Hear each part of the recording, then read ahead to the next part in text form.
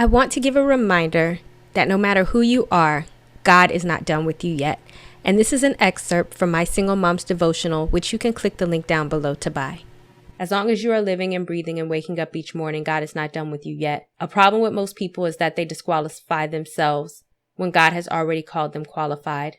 God may be tugging on your heart to start a business, move here or do that, but so many people are afraid to move forward or step out on faith.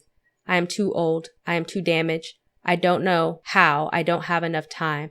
I have been married 3 times, or I cannot possibly do fill in the blank.